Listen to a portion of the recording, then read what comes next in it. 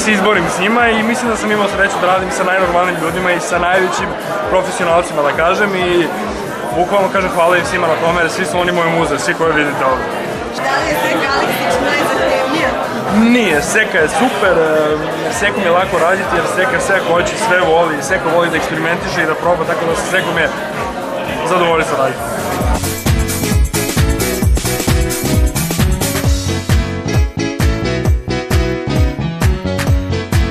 Saradnja je divna, ali Andrej je divan čovek i dobar fotograf. Inače moram da kažem da sam ja prva koja sam s tim sarađivala.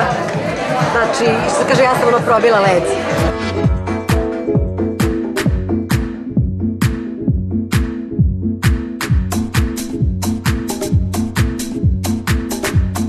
Saradnja sa Andrejom Damnjanovićem je počela pre godinu i po dana. Ja sam bila među prvima koje je on slikao.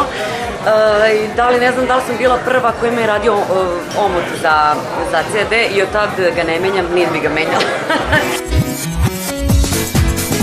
Ja prosto uživam kad sam pred njegovim aparatom, stvarno ja mislim da je to jedan od najtalentovanijih naših fotografa, realno ne zato što sam sad ovde kod njega, nego prosto ja mislim da on kad okine da je to ta slika i da ne treba ništa se radi.